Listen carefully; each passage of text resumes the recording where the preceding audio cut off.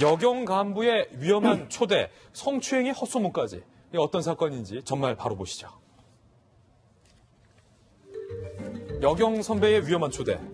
2017년 2월 서울의 한 경찰서 소속 여성 경찰관 A씨.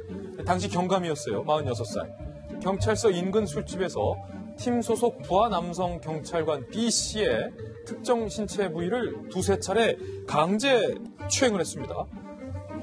이 장면을 목격한 다른 경찰의 폭로로 이 여성 경감이 지구대로 전출이 되는 징계 조치가 있었습니다. 4개월 만에 다시 복귀를 했는데 문제는 돌아온 이 여성 경감이 이 피해자 남성 부하 직원에 대해서 헛소문을 발설하고 다닌다는 거예요.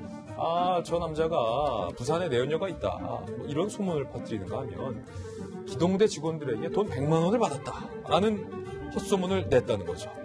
헛소문에 이어서 무고까지 합니다. 저 B씨가 나에게 강제추행을 당했다는 허위사실을 말하고 다닌다라는 고소장까지 제출을 했습니다. 검찰 조사에서 모두 다 위증인 것으로 드러났어요. 재판부는 이렇게 밝혔습니다. 상관의 권위를 이용해 강제추행을 하고 명예훼손까지 한 혐의는 그 죄가 무겁다. 무고까지 시도한 만큼 잘못이 크다라고 실형을 선고했습니다. 그런데 지난해 해임 처분당한 A씨는 또 판결 불복 항소를 한 상황입니다. 교수님, 이게 적반하장도 유분수지 말입니다.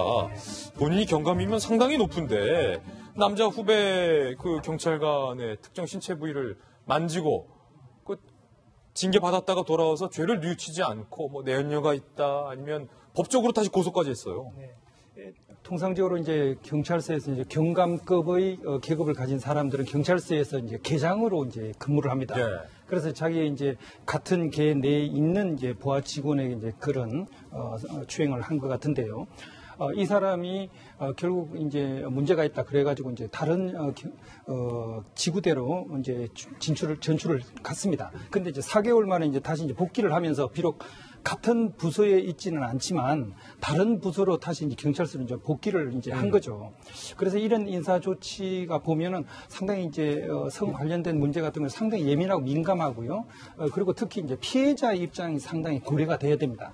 그런데 이제 그런 좀 인지적인 그런 어떤 감수성 이런 거에 비추어 본다면 조금 아쉬운 그런 어떤 조치가 아니었나 그렇게 볼 수 있는 겁니다. 예, 아니 지금 뭐 강제추행의 명예훼손의 무고인데 지금 본인은 계속 억울해서 뭔가를 지금 해임에 대한 항소를 했는데 어떤 게 억울하다는 거죠? 그렇습니다. 사실 지금 그 언론 보도를 보면은 본인의 어떤 그 지위에 대해서 해임된 것에 대해서 항소를 했는 것인지 아니면 어제 있었던 그저께 있었던 이 판결에 대해서 항소를 했는지 그 자체는 정확하게 명확하지는 않습니다. 그렇지만 이게 해임에 대한 항소라고 한다고 하면은 결국 그와 같은 해임에 대해서 본인이 생각하기에는 그와 같은 해임 처분, 실질적으로 이렇게 될 경우에는 실질적으로 파면이기 때문에 본인이 10여 년 이상 해서 있었던 어떤 그 퇴직금이나 이런 것들의 절반을 못 받을 그럴 가능성이 굉장히 큽니다. 그러다 보니까 추후에 본인들의 어떤 명예 회복 내지는 어떤 경제적인 문제 이런 것을 위해서 항소를 했을 것 같은데요.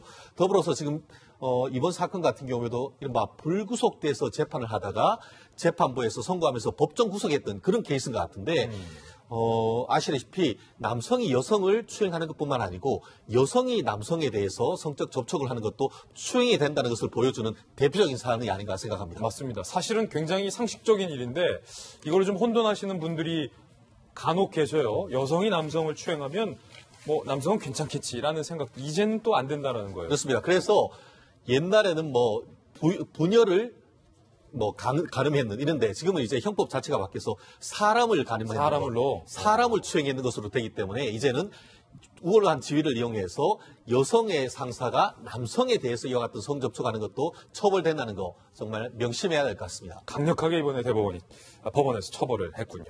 자, 두 분과 함께 두 가지 사건 이야기 나눠봤습니다. 감사합니다.